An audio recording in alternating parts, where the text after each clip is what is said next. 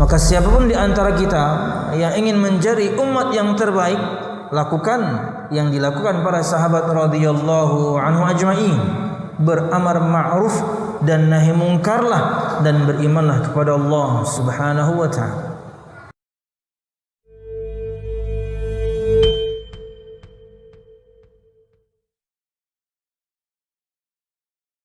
Assalamualaikum warahmatullahi wabarakatuh. Innal hamdalillah nahmaduhu wa nasta'inuhu wa nastaghfiruh wa na'udzu billahi min shururi anfusina wa min sayyiati a'malina. May yahdihillahu fala mudilla lahu wa may yudlil fala hadiya lahu. Asyhadu an la ilaha illallah wahdahu la syarika lah wa asyhadu anna Muhammadan abduhu wa rasuluh. Qala Allah Ta'ala fil Qur'anil Karim, a'udzu billahi minasy syaithanir rajim. Ya ayyuhalladzina amanu taqullaha haqqa tuqatih wa la tamutunna illa wa antum muslimun. يا أيها الناس اتقوا ربكم الذي خلقكم من نفس واحدة وخلق منها زوجها وبث منهما رجالا كثيرا ونساء واتقوا الله الذي تساءلون به والأرحام إن الله كان عليكم رقيبا. يا أيها الذين آمنوا اتقوا الله وقولوا قولا سديدا يصلح لكم أعمالكم ويغفر لكم ذنوبكم ومن يطع الله ورسوله فقد فاز فوزا عظيما. فإن أصدق الحديث كتاب الله وخير الهدي هدي محمد صلى الله عليه وسلم وشر الأمور محدثاتها فإن كل محدثة بدعة wa kullu bid'atin dhalalah wa kullu dhalalatin finnar, amma ba'd. Hadirin dan hadirat Bapak Ibu jamaah sekalian rahimakumullah. Alhamdulillah, segala puji dan syukur marilah kita haturkan kepada Allah Subhanahu wa ta'ala. Kemudian salawat serta salam semoga selalu tercurahkan kepada junjungan besar Nabi kita Muhammad sallallahu alaihi wasallam, juga beserta para sahabatnya, keluarganya, dan segenap kaum muslimin yang selalu istiqamah berpegang teguh dengan Islam sampai hari kiamat kelak. Hadirin dan hadirat Bapak Ibu jamaah sekalian rahimakumullah. Pada kesempatan malam hari ini, tema kita berkaitan dengan manhaj adalah tazkiyatullah subhanahu wa ta'ala wa rasulih Muhammad sallallahu alaihi wasallam lissahabah radhiyallahu anhu ajma'in. Tazkiyah Allah, pengsucian Allah dan juga Rasulnya Muhammad sallallahu alaihi wasallam terhadap para sahabatnya radhiyallahu anhu ajma'in. Kenapa kemudian selama ini sampai detik ini, ketika kita memahami firman Allah Subhanahu wa ta'ala dan juga sabda Nabi Muhammad sallallahu alaihi wasallam, selalu merujuk kepada pemahaman para sahabat radhiyallahu anhu ajma'in, maka ini adalah salah satu di antara jawabannya. Karena Allah Subhanahu wa ta'ala mensucikan mereka dalam Al-Qur'an, karena Nabi Muhammad sallallahu alaihi wasallam mensucikan mereka dalam hadis. Bukan berarti kemudian mereka radhiyallahu anhu ajma'in tidak memiliki dosa, bukan. Yang dimaksudkan dengannya adalah bahwasanya para sahabat radhiyallahu anhu ajma'in adalah orang-orang yang adil, orang yang periwayatannya diterima tanpa kemudian ditanya. Berbeda dengan tabi'in, tabi'ut tabi'in, dan ulama kemudian selanjutnya yang di bawah. Tapi para sahabat radhiyallahu anhum ajma'in, dan ini di antara prinsip dasar Islam, prinsip dasar akidah Ahlus Sunnah wal Jamaah, bahwasanya semua para sahabat udul, orang-orang yang adil, jauh dari syahwat, jauh dari syubhat. Adalatul rawi, keadilan seorang perawi ini sangat penting di dalam hadis. Bahkan dalam definisi hadis yang sahih, hasan, itu mesti ada persyaratan ini.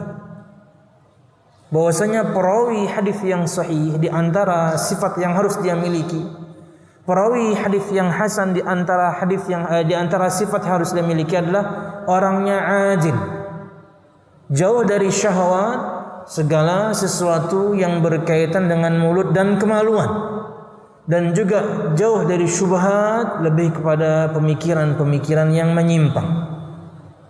Hingga kemudian sifat ini melekat pada mereka, hingga kemudian perkataan mereka diterima.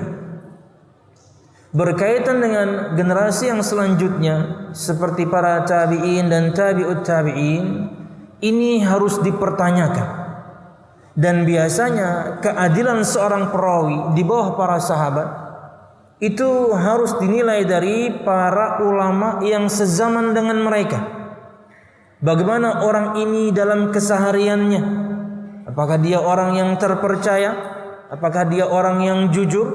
Apakah dia orang yang suka berbohong?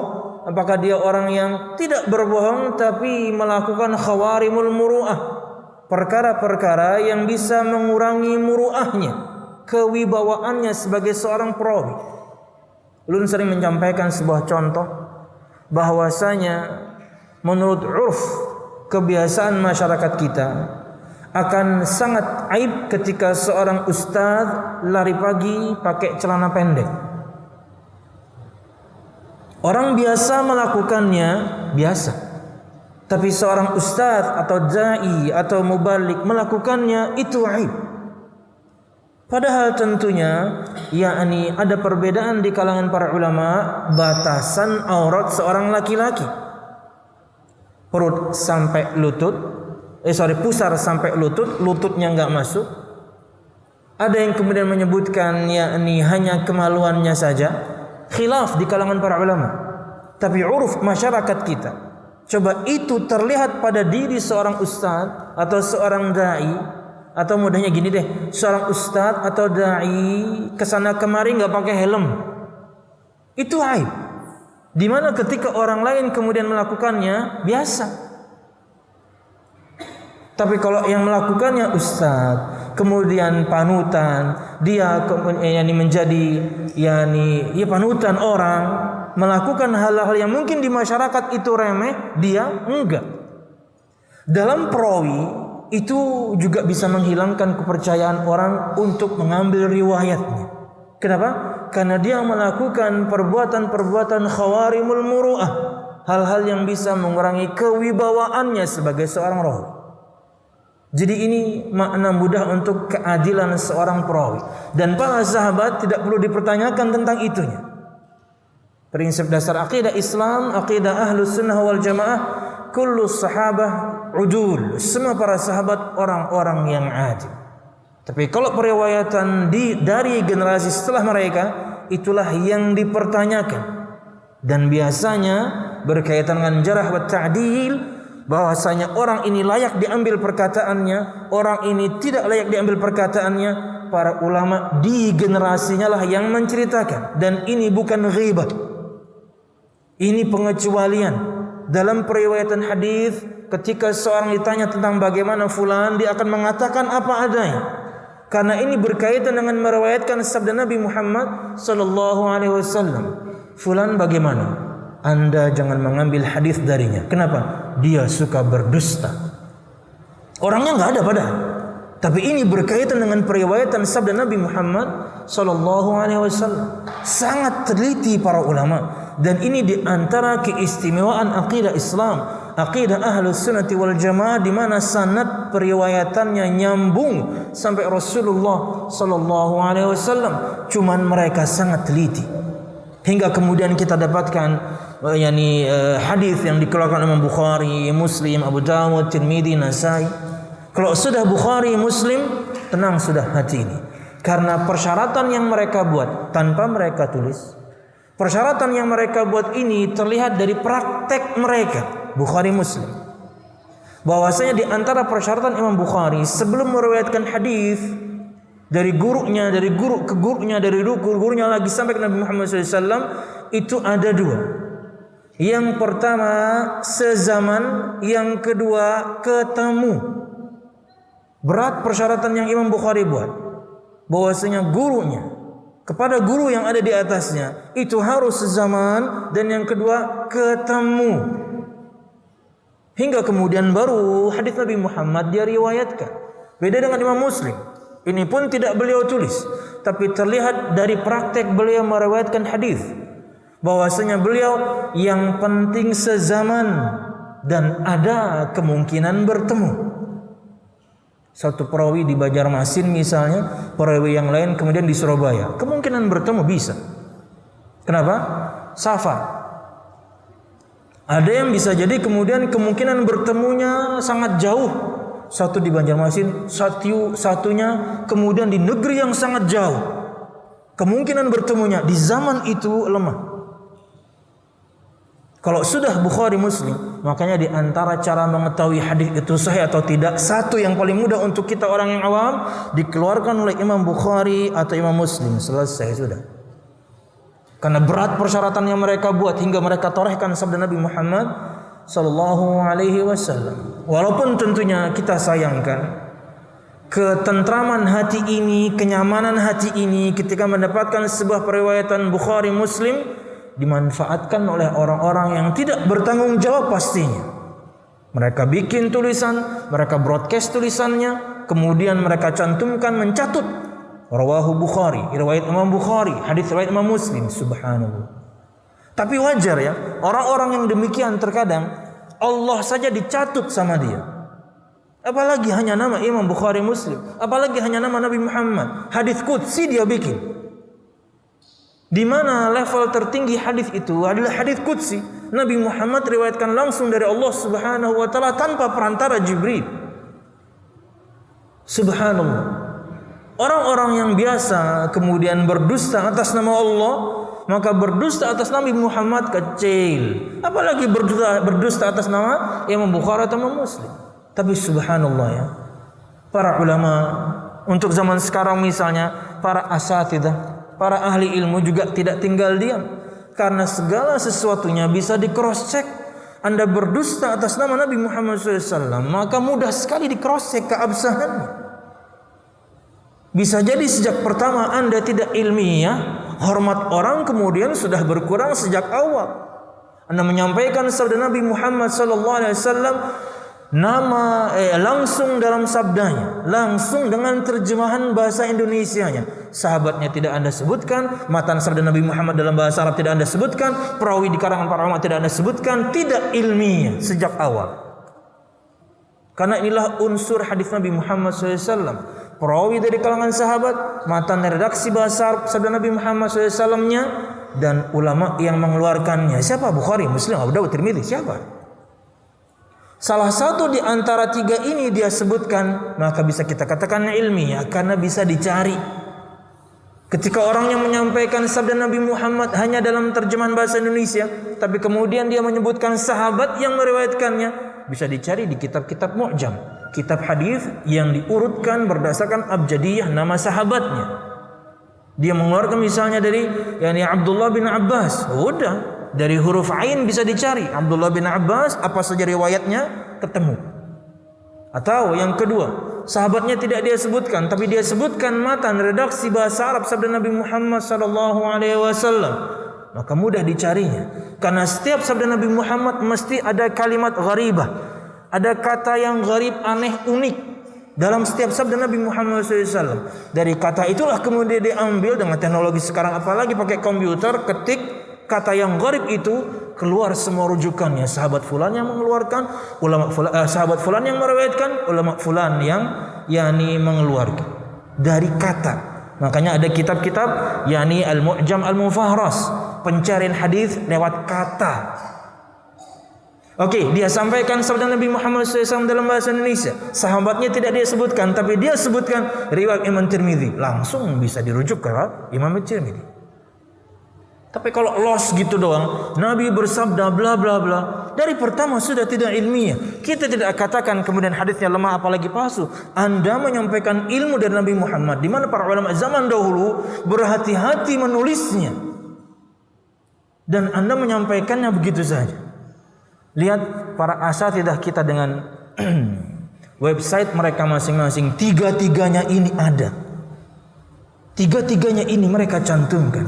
Sahabatnya siapa, sabda Nabi Muhammad dalam bahasa Arabnya, dan kemudian mereka terjemahkan pastinya. Dan siapa yang melakukan, bahkan nomor hadisnya, babnya, nomor hadisnya, bahkan babnya, pasalnya, nomor hadis, lengkap. Karena ini agama wahyu. Ini keistimewaan syariat Islam. Ini keistimewaan akidah Islam, akidah Ahlus Sunnati wal Jamaah. Periwayatannya nyambung sampai Rasulullah sallallahu alaihi wasallam. Maka keadilan seorang perawi itu sangat penting dalam agama ini. Wallahu a'lam bishawab. Makanya orang kalau misalnya berdusta atas nama Nabi Muhammad SAW, kemudian dia menyebutkan silsilah perawi, akan ketahuan dustanya. Karena semua nama perawi ini terjaga. Semua nama perawi ini terjaga. Sejak di atas Imam Bukhari sampai kepada yakni tabi'in, semuanya tercatat lengkap. Siapa namanya, bapaknya siapa, belajar di mana, asalnya dari mana, siapa gurunya, siapa kemudian muridnya, apa karang, lengkap. Tidak ada ini di agama lain, tidak ada ini di sekte lain, kecuali Syiah membuat-buatnya. Mereka pengen niru-niru agar kebohongan yang mereka bikin juga kuat. Ya, orang-orang Syiah juga punya yakni rijalul hadis, para perawi hadis mereka, versi mereka. Karena yang di dalam Islam yang lurus ini, itu yang tidak bisa dipatahkan. Karena ini istimewa. Semua perawinya bisa ketahuan. Seorang membikin sabda Nabi Muhammad SAW, kemudian dia bikin kemudian an-ana, bikin periwayatan dari guru saya, dari itu mesti kalau misalnya bohong, salah satu di antaranya, bahkan mungkin dua di antaranya, nama dia bikin. Ketika ditelusuri di kitab para ulama, enggak ada nama ini. Siapa perawi ini? Ketahuan aja enggak, apalagi kemudian para ulama bisa mensifatinya. Orang ini enggak ada. Sekalipun ada, maka kemudian dilihat CV-nya, kurikulum vitae-nya. Oh, tak taunya tukang bohong. Oh, tak taunya ketahuan semua, yang menyebabkan kemudian riwayatnya minimal lemah. Oh, perawi fulan suka bikin hadis palsu. Oh, selesai. Ini keistimewaan syariat Islam. Ini keistimewaan akidah Ahlus Sunnati wal Jamaah. Berbeda dengan yang lain. Nah, jamaah sekalian rahimakumullah, berikut beberapa ayat Allah Subhanahu wa taala, juga sabda Nabi Muhammad SAW dan perkataan para ulama yang menunjukkan akan kesucian atau pengsucian, mensucikan seorang dari kita boleh. Tapi biasanya di ujung perkataan kita menyebutkan fala nuzakki 'ala Allahi ahadan. Contoh, sebagian ikhwah misalnya ketika mau masuk Madinah, di antara persyaratannya itu minta tazkiyah, minta surat rekomendasi akan bagaimana kondisi dia. Akhirnya mungkin seorang ustaz, seorang syekh memberikan tazkiyahnya kepadanya, yang bertanda tangan di bawah ini saya Fulan bin Fulan menyatakan bahwa Al-akh Fulan bin Fulan dia adalah yakni orang yang rajin, saya mengenalnya, saya mengajarnya, dia. Ujungnya biasanya fala nuzakki 'ala Allahi ahadan, maka kami tidak bisa mensucikan di atas Allah seorang pun. Ini yang kami lihat. Makanya kami kasih rekomendasi, inilah yang kami lihat dari al-akh ini, dari saudara ini. Dia rajin, dia orangnya kemudian hafalnya kuat, dia orang disebutin. Tapi ujungnya mesti fala nuzakki 'ala Allahi ahadan, maka kami tidak akan mensucikan siapapun terhadap Allah Subhanahu wa taala seorang pun. Maksudnya inilah yang kami lihat dari dia. Di balik itu ya kami enggak tahu. Itu tazkiyah antara kita, rekomendasi antara kita, pengsucian antara kita. Para sahabat yang mensucikannya Allah, para sahabat yang mensucikannya Nabi Muhammad sallallahu alaihi wasallam. Itulah kenapa kita harus memahami agama ini dengan faham mereka. Itulah kenapa kemudian kita selalu gaungkan ini, memahami firman Allah Subhanahu wa taala, sabda Nabi Muhammad SAW dengan pemahaman salafus saleh, para sahabat radhiyallahu anhu ajma'in. Wallahu a'lam bishawab. Ayat yang pertama surah Al-Baqarah 143. A'udzu billahi minasyaitonir rajim. Wa kadzalika ja'alnakum ummatan wasatan litakunu syuhada'a 'alan nasi wa yakuna ar-rasulu 'alaikum syahida ila akhiril ayat. Yang artinya adalah Allah Subhanahu wa taala berfirman, dan demikianlah pula kami telah menjadikan kamu hai umat Islam. Di sini memang terjemahannya umat Islam, yakni kum di sini untuk kalian umat Islam, tapi yang dimaksudkan dengannya adalah para sahabat. Ini diantara contoh dalil penyebutan umum, tapi yang diinginkan dengannya kekhususan. Umum penyebutannya kum, kalian hai umat Islam, tapi yang Allah inginkan sebenarnya adalah para sahabat radhiyallahu anhu ajma'in. Dan demikian pula kami telah menjadikan kamu umat Islam secara umum umat yang adil. Dengan terjemahan yang tadi, mukadimah sepanjang itu saya hanya ingin menyampaikan ini, keadilan. Maksudnya adalah para sahabat semuanya orang yang adil, yang periwayatannya diterima, yang periwayatannya tidak dipertanyakan. Dipertanyakan periwayatan itu sejak tabi'in ke bawah. Bahkan terkenal istilah di zaman itu dengan kalau tidak salah di zaman tabi'ut tabi'in, terkenal istilah quote antara para perawi ketika ingin menyampaikan sabda Nabi Muhammad SAW. Mereka mengatakan satu sama lain, sammu lana rijalakum, sebutkan kepada kami rijal, orang-orang para perawi hadis yang kamu ingin riwayatkan. Siapa aja di zaman tabi'ut tabi'in ke bawah. Ya, karena kalau di zaman tabi'in, apalagi tabi'in senior, itu ketemu sahabat banyak. Tapi kalau sudah tabi'ut tabi'in apalagi ke bawah, mereka pasti enggak bertemu para sahabat. Tabi'ut tabi'in saja tidak ketemu sahabat. Makanya istilah itu menyebar, samulana rijalakum. Ketika seorang yang menyampaikan sabda Nabi Muhammad SAW, Nabi Muhammad SAW bersabda, samulana rijalakum, sebutkan rijal, sebutkan orang-orang, sebutkan para perawi yang kamu riwayatkan darinya sabda Nabi Muhammad ini. Harus dia sebutin tuh. Keistimewaan syariat Islam, agama Islam, akidah Ahlus Sunnah wal Jamaah, bahwasanya sanadnya nyambung sampai Rasulullah sallallahu alaihi wasallam. Dan pilihan agar kamu menjadi saksi atas perbuatan manusia, dan agar Rasul Muhammad SAW menjadi saksi atas perbuatan kamu.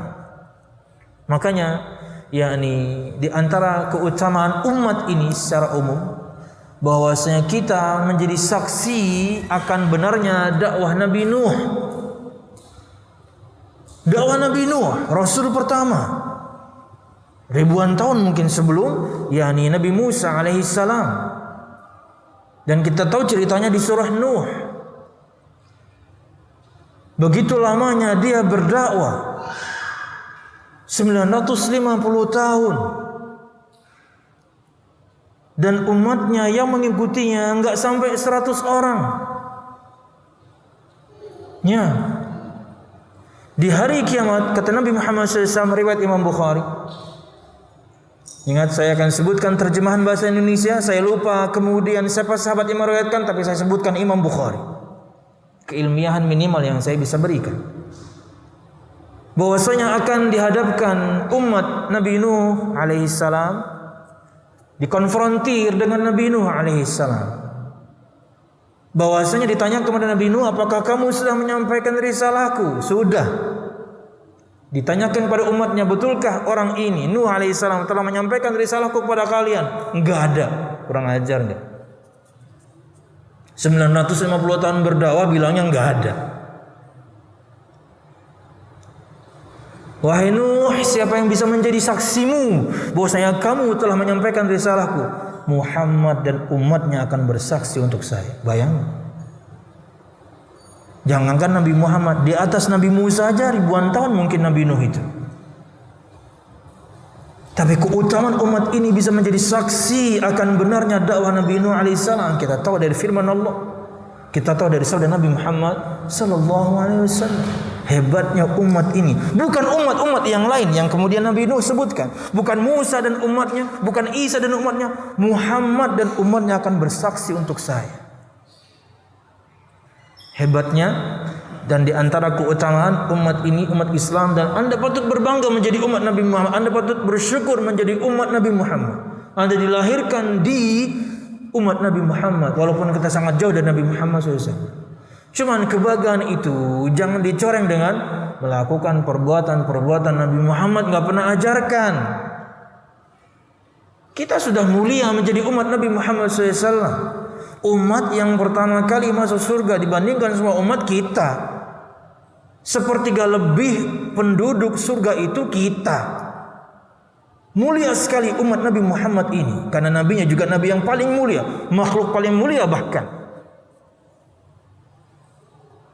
Semua keutamaan nabi dan rasul dimiliki Nabi kita Muhammad sallallahu alaihi wasallam.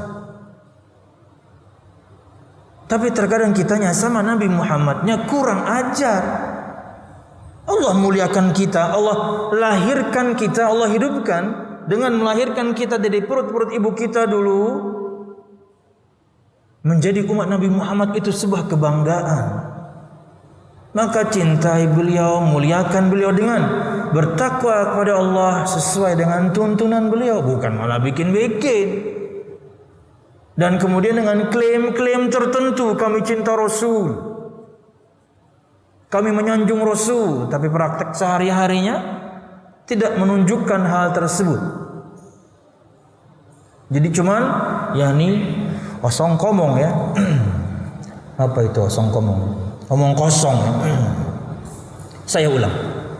Dan demikianlah pula kami telah menjadikan kamu, hai umat Islam umum, walaupun yang diinginkan pada ayat ini sebenarnya adalah khusus para sahabat, umat yang adil seperti yang kita sebutkan sepanjang muqaddimah tadi, dan menjadi umat pilihan agar kamu menjadi saksi atas perbuatan manusia bahkan nabinya, dan agar Muhammad SAW menjadi saksi atas perbuatan kamu akan bahwasanya kita mengikuti beliau sallallahu alaihi wasallam.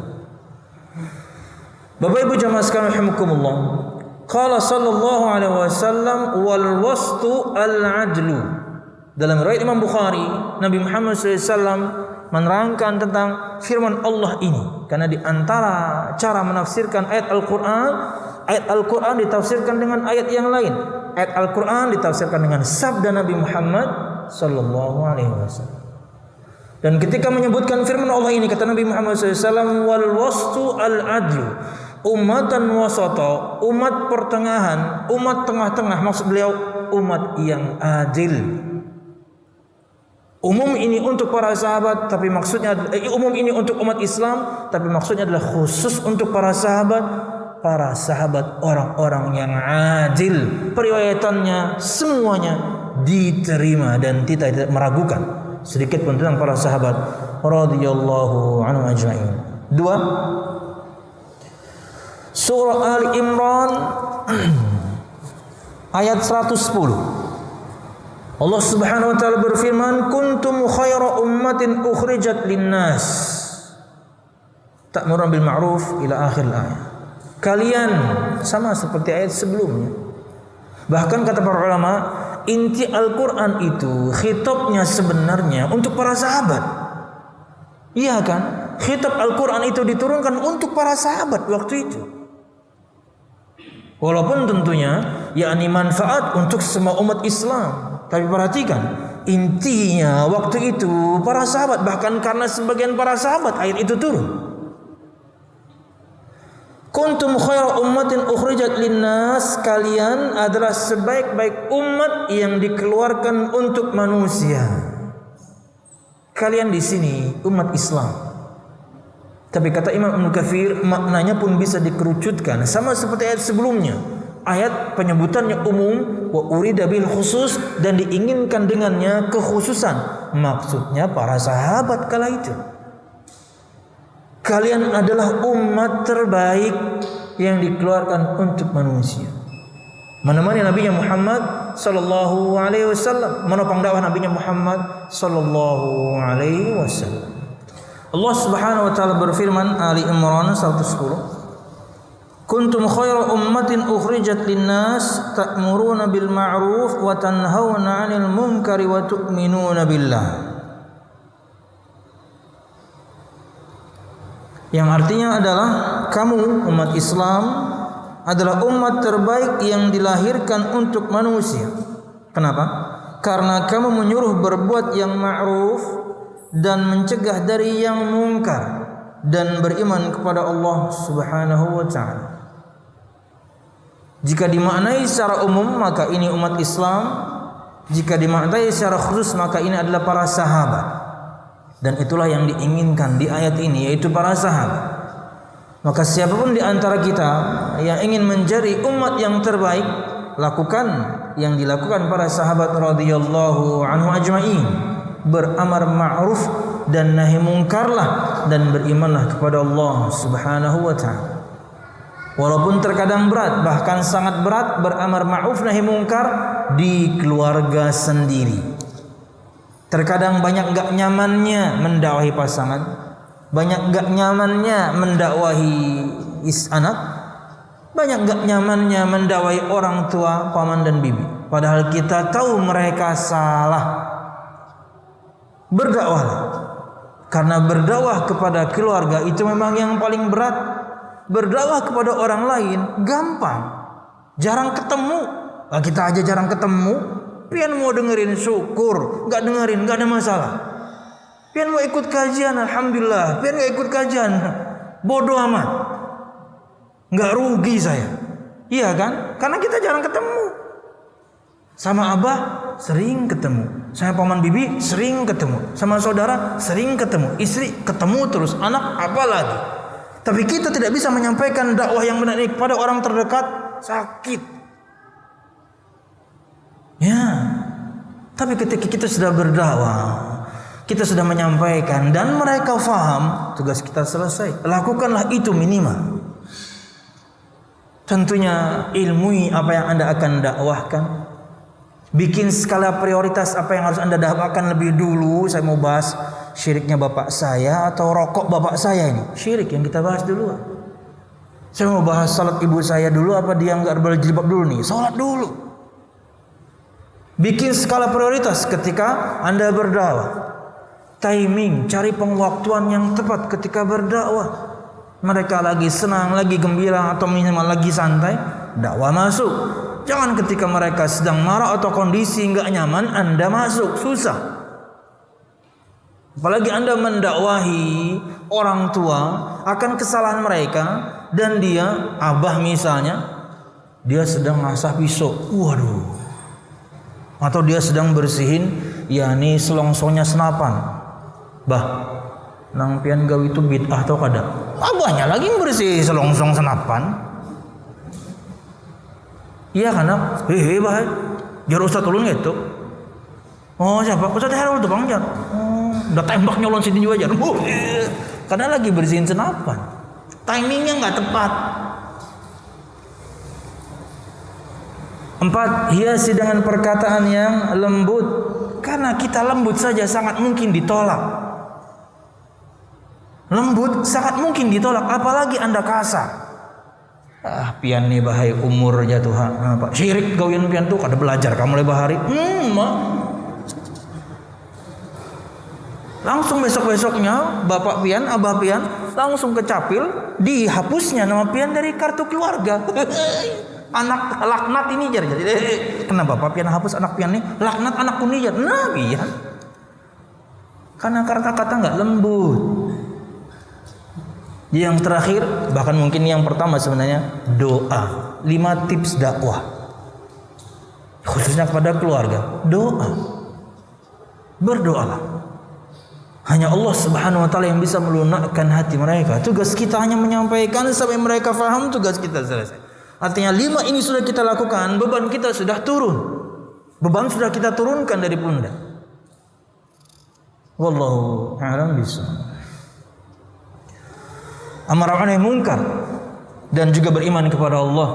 Jangan sampai kemudian kata Nabi Muhammad SAW dalam riwayat, mudah saya tidak salah, Imam At-Tirmidzi, jangan sampai azab Allah Subhanahu wa taala turun baru kemudian kalian sadar. Kemudian kalian berdoa kepada Allah Subhanahu wa taala dan doa kalian tidak dijawab. Kenapa? Karena kemarin-kemarin tidak amar ma'ruf nahi munkar. Kita menghadapi setiap hari tapi diem. Kemaksiatan suami Anda diem, kemaksiatan istri Anda sebagai suami diem, kemaksiatan anak Anda sebagai orang tua diem, kemaksiatan orang tua Anda sebagai anak diem. Azab Allah turun karena kemudian maksiat itu berlangsung, baru Anda sadar dan minta tolong, telat. Kemarin kemana aja amar ma'ruf, walaupun terkadang kemudian menyakitkan ya. Selembut apapun kita menyampaikan sangat mungkin tertolak. Nabi Muhammad kurang hebat apa dalam berdakwah? Gak usah diajarin, beliau yang ngajarin kita semuanya cara dakwah. Kurang lembut apa Nabi Muhammad itu? Kurang sabar apa Nabi Muhammad itu? Pamannya gak beriman. Pamannya gak beriman. Orang tuanya ya jelas Nabi Muhammad, beliau masih di perut bapaknya meninggal, dia masih kecil ibunya meninggal. Yang kita bahas waktu itu adalah pamannya yang bahasa Banjar yang menggaduhnya, yang merawatnya, yang mengajarinya sebanyak hal. Makanya pamannya itu, kakeknya itu sangat cinta Nabi Muhammad SAW. Abdul Muttalib, kakek Nabi Muhammad itu punya kursi singgasana. Artinya di rumah itu kan bapak-bapak juga insya Allah punya gitu ya. Ada satu titik di sofa itu, istri dan anak pun nggak berani sentuh karena kita selalu duduk di situ. Sofa panjang misalnya kita selalu duduk sebelah kanan atau kita selalu duduk di sebelah kiri atau ada kursi khusus di rumah gitu buat nyantai. Zaman dulu kayak gitu juga sama. Abdul Muttalib kakek Nabi Muhammad SAW punya kursi kayak gitu. Semua anaknya tidak ada boleh yang duduk, bahkan tidak ada yang berani. Nabi Muhammad beliau dudukin di situ. Saking cintanya Abdul Muttalib kakek Nabi Muhammad kepada cucunya Nabi kita Muhammad SAW, apalagi pamannya Abu Talib yang sampai menikahkan Nabi Muhammad kan pamannya. Tapi subhanallah ya, Allah tidak berikan hidayahnya. Allah tidak berikan hidayahnya. Tapi kalau bukan karena yakni Nabi Muhammad SAW, maka azab dia sangat berat. Abu Talib di antara orang yang paling ringan azabnya karena Nabi Muhammad SAW.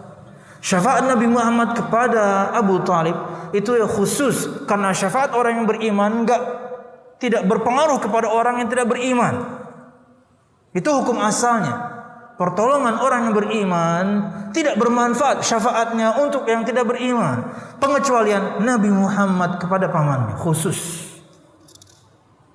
Tapi syafaatnya bukan berarti dia dikeluarkan dari neraka, tidak. Dia diazab dengan azab yang paling ringan. Kata Nabi Muhammad SAW, Inna ahwana ahlin nari azaban yaumul qiyamah. Saya lupa sahabatnya, saya ingat bahasa Arabnya. Saya lupa siapa yang mengeluarkan. Tapi bentuk keilmiahan, saya ingat bahasa Arabnya. Untuk siapapun di antara pian yang suatu saat nanti mungkin jadi dai, mungkin ada pelajar. Salah satu di antara unsur hadis sampaikan. Kata Nabi Muhammad SAW, Inna ahwana ahlin nari azaban yaumal qiyamah la rajulun yudha'u fi akhmasi qadamaihi jamratun yaghli minhu dimaghuhu. Sesungguhnya seringan-ringannya azab yang akan diterima oleh penghuni neraka adalah seorang laki-laki atau juga perempuan diletakkan bara api neraka di telapak kakinya, darinya mendidih kepalanya atau otaknya. Gimana itu? Itu azab paling ringan. Tidak bisa kita bayangkan bagaimana kemudian azab yang paling berat, apalagi berabad-abad.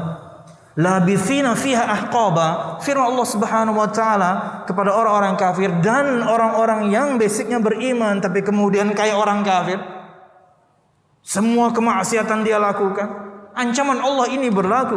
Labithina fiha ahqaba, mereka akan mendekam di neraka Allah berabad-abad. Ahqaba jamaknya huqub. Satu hukum kata para ulama maknanya bisa 70 tahun, maknanya bisa 80 tahun, maknanya bisa 300 tahun. Makanya keluar angka ahqab itu kalau berdasarkan lamanya di akhirat 2,5 juta tahun. Satu hukum. Dan Allah berfirman ahqaba plural jamak. Satu hukum 2,5 juta tahun. Makanya jangan anggap ringan dosa. Ayat ini kata para ulama bukan untuk orang kafir. Karena itu sudah jelas berlaku untuk semua kita yang meninggalkan perintah Allah, menerobos larangan Allah, ancaman neraka firman-firman Allah, sabda Nabi Muhammad tentang ancaman neraka itu berlaku untuk kita. Dan di nerakanya itu lama, ahqaba, berhukum-hukum. Makanya terjemahan bahasa Indonesianya berabad-abad. Satu hukumnya ada khilaf 70, 80, 300. Kalau kemudian dikalikan dengan satu harinya di akhirat setara dengan 50.000 tahun, ya 2,5 juta keluar angkanya. Satu hukum. Memutus tali silaturahim misalnya. Waduh. Kata Nabi Muhammad SAW, la yadkhulul jannah qati', tidak masuk surga orang yang memutus tali silaturahim. Tidak masuk surga. Padahal memutus tali silaturahim bukan kesyirikan dong. Yang namanya bukan syirik berarti harusnya diampuni dong. Lalu bagaimana memaknai tidak masuk surga? Kata para ulama, dia di nerakanya sangat lama.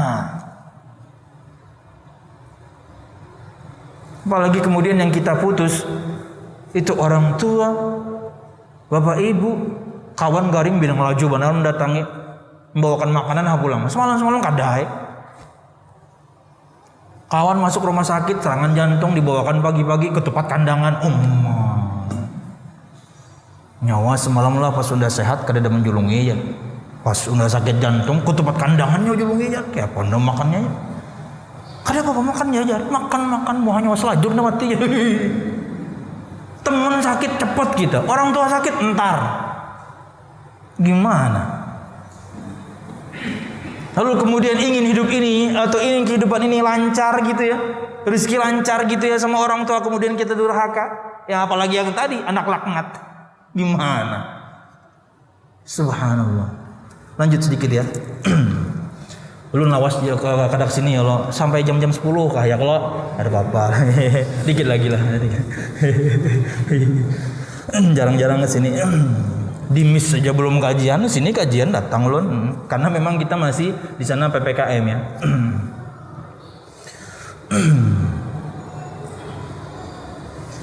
Dari sahabat Abdullah bin Abbas radhiyallahu anhu. Entar dulu, Abdullah bin Abbas apa bin Mas'ud nih? Salah satunya deh. Tidak sebutkan keterangannya. Yang jelas kita akan sebutkan matan redaksi bahasa Arab. Dari Nabi Muhammad sallallahu alaihi wasallam bersabda, karena kalau sudah sahabat Abdullah itu kalau enggak Abdullah bin Abbas, Abdullah bin Mas'ud. Dua di antara 6 sahabat yang paling banyak meriwayatkan hadis dari Nabi Muhammad sallallahu alaihi wasallam. Nabi Muhammad bersabda, khairun nasi qarni, thumma alladhina yalunahum, thumma alladhina yalunahum. Sebaik-baik manusia di hadapan riwayat yang lain, khairul qurun, sebaik-baik generasi. Qarni, generasiku, masaku. Maksudnya beliau dan para sahabat. Itu umat terbaik. Dari Allah Subhanahu wa taala ada tazkiyah, dari Nabi Muhammad SAW ada tazkiyah. Untuk siapa? Para sahabatnya. Bahkan ketika ditanya apa itu al-jamaah, sudah kita pelajari. Ketika Nabi Muhammad SAW sebutkan di pertemuan yang lalu, bulan apa itu ya? Lupa deh saya terakhir di sini kapan itu. Ketika ditanya kepada Nabi Muhammad, siapa itu kelompok yang kemudian selamat dari neraka Allah?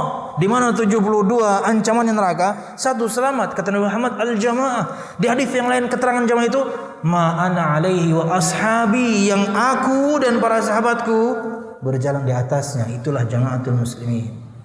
Sahabat.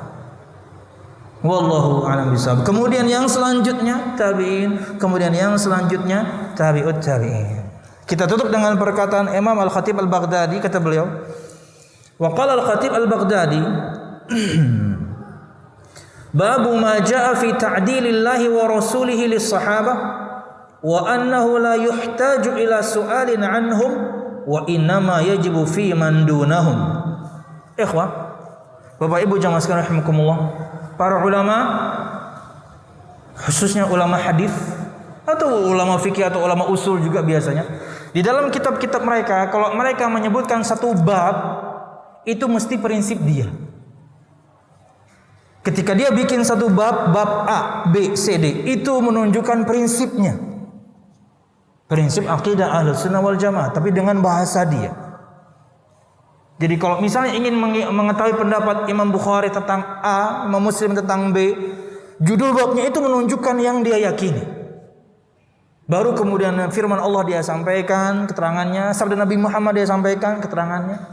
Ini contoh, Imam Al-Khatib Al-Baghdadi menyebutkan dalam kitab Al-Kifayah, kata beliau, bab ma jaa fi ta'dilillahi wa rasulihi lis-sahabah, bab tentang ayat-ayat Allah, sabda-sabda Nabi Muhammad yang menunjukkan akan ta'dil, pengadilan, pengsucian, penunjukan bahwasanya para sahabat radhiyallahu anhum ajma'in itu orang-orang yang adil, periwayatannya diterima dari Allah dan Rasulnya. Wa annahu la yuhtaju ila su'alin anhum, dan bahwasanya tidak butuh dipertanyakan mereka itu. Tentang mereka tidak perlu dipertanyakan. Terpercaya enggak? Jujur enggak? Orang gimana? Sahabat enggak perlu pertanyaan itu. Wa innama yajibu fi man dunahum, akan tetapi sesungguhnya wajib ditanyakan tentang mereka seorang perawi, orang-orang yang ada di bawah mereka, tabi'in ke bawah, baru ditanya.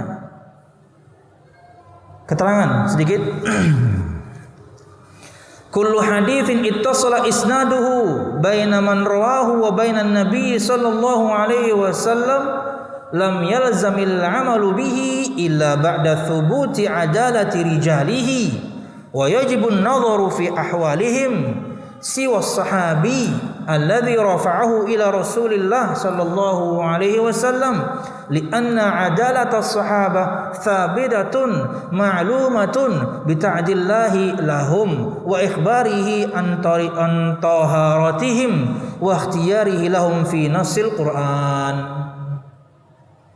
Semua hadis yang bersambung sanadnya dari yang meriwayatkannya sampai dari dia sampai Nabi Muhammad SAW, dari dia ke Nabi Muhammad SAW, maka tidak lazim, tidak harus mengamalkan hadis tersebut kecuali setelah dipastikan akan keadilan para perawi hadis tersebut. Ulun-ulang, kata beliau Imam Al-Khatib Al-Baghdadi, semua hadis yang bersambung sanadnya dari perawinya sampai Nabi Muhammad SAW, tidak harus kemudian mengamalkan hadis tersebut sampai kemudian dipastikan bagaimana keadilan para perawi hadisnya. Artinya harus sahih minimal hasan. Wa yajibun nadhar fi ahwalihim, dan harus kemudian memberikan perhatian khusus akan keadaan mereka. Terpercayakah, jujurkah, tukang bohongkah, tukang bikin hadis palsukah, harus dilihat keadaan rijal, semua para perawi hadis ini. Siwa sahabi, kecuali seorang sahabat. Karena dari seorang perawi pada gurunya, kemudian mesti ada sahabat baru Nabi Muhammad. Kecuali sahabat ini, kata beliau, alladzi rafa'u ila Rasul, yang mengangkat langsung sabdanya dari Rasulullah. Dia mengatakan Nabi Muhammad bersabda, saya mendengarkan Nabi Muhammad bersabda. Enggak perlu ditanya kalau para sahabat. Kenapa? Karena keadilan para sahabat tetap dan diketahui dari Allah Subhanahu wa taala untuk mereka. Allah kabarkan akan kesucian mereka. Allah kabarkan untuk mereka dalam nas Al-Qur'an sebagaimana ayat yang kita sebutkan dua di antaranya tadi. Al-Baqarah 143, Ali Imran 10, dan juga sabda Nabi Muhammad sallallahu alaihi wasallam. Wallahu a'lam bishawab. Beliau kemudian menutup berkaitan dengan firman Allah, kuntum khaira ummatin tum wa kadzalika ja'alnakum, kalian di sini kata beliau, wa hadzal lafdhu wa in kana 'aman, lafaz ini, kata ini, kalian walaupun kemudian penyebutannya umum, fal muradu bil khas, tapi yang dimaksudkan dengannya adalah kekhususan. Siapa itu? sahabat radhiyallahu anhu ajmain. Inilah prinsip Ahlus Sunnah wal Jamaah. Itulah kenapa kemudian kita harus memahami firman Allah Subhanahu wa taala, juga sabda Nabi Muhammad SAW dengan pemahaman para sahabat, karena pengsucian Allah untuk mereka dan Nabi Muhammad SAW untuk mereka itu tetap ada dalam firman Allah dan juga sabda Nabi Muhammad sallallahu alaihi wasallam. Wallahu a'lam bishawab. Ini yang bisa kita sampaikan dan bermanfaat. Salah dan khilaf, mohon maaf. Mudah-mudahan kajian kita diberkahi Allah Subhanahu wa taala. Amin ya rabbal alamin. Inilah kenapa kemudian kita mencintai, memuliakan, menghormati para sahabat. Hati kita aman dari membenci, lisan kita aman dari mencaci maki semua sahabat radhiyallahu anhu ajmain. Wallahu a'lam bishawab. Subhanakallah bihamdika asyhadu an la ilaha illa anta astaghfiruka wa atubu ilaik. Wassalamualaikum warahmatullahi wabarakatuh.